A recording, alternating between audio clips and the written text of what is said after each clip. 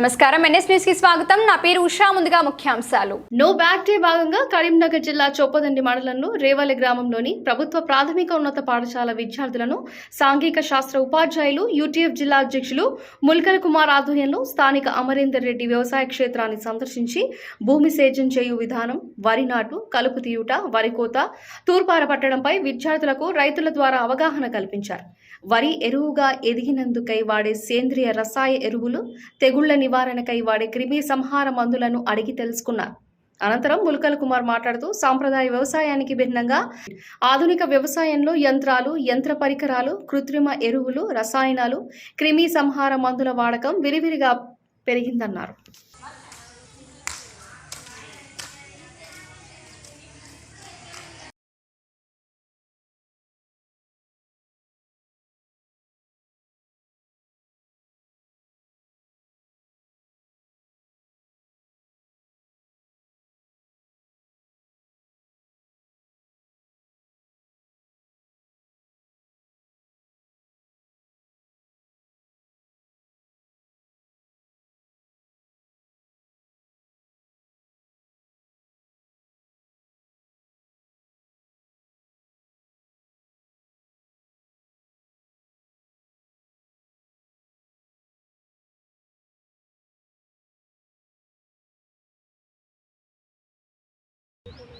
మూడోసారి యూరియా చల్లుతాం.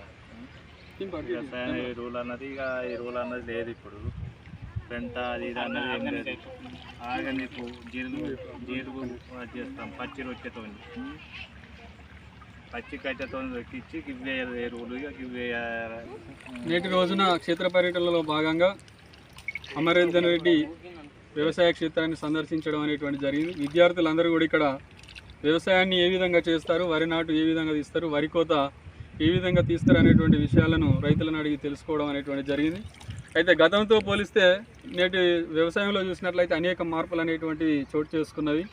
గతంనందు సాంప్రదాయ వ్యవసాయాన్ని ఉపయోగించి వ్యవసాయం చేసినాం. కానీ ప్రస్తుతం విస్తృత వ్యవసాయంలో భాగంగా రసాయనాలు, ఎరువులను, అదేవిధంగా మిషన్లను వాడి వ్యవసాయాన్ని చేయడం అనేటువంటిది జరుగుతూ ఉంది.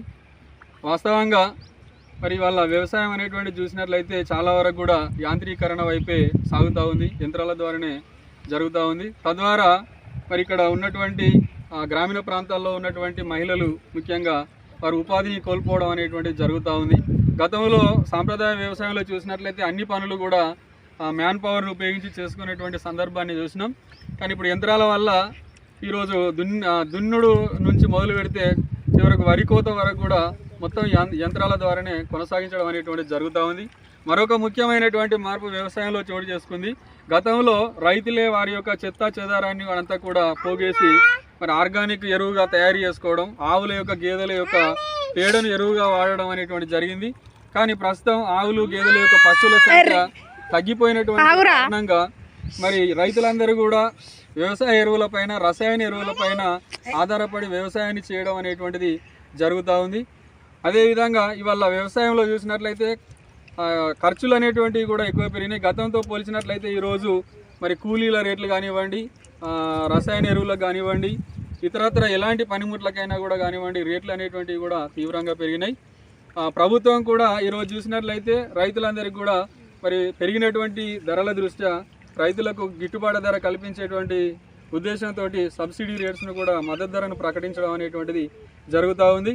మరి ఈరోజు రైతే రాజు అనేటువంటి ఏదైతే నానుడి ఉందో మరి ప్రభుత్వాలు కూడా ఈరోజు రైతులకు గనక మరి సబ్సిడీస్ని కల్పించినట్లయితే రైతులు మరింత ఉత్సాహంతో వ్యవసాయాన్ని చేసి దేశం యొక్క ఆహార కొరతను నివారించి వాళ్ళ దేశ ప్రజలందరికీ కూడా ఆహార భద్రతను కల్పించేటువంటి విధంగా రైతులు మరి ముందుకు వెళ్ళేటువంటి పరిస్థితులు కనబడతా ఉన్నాం.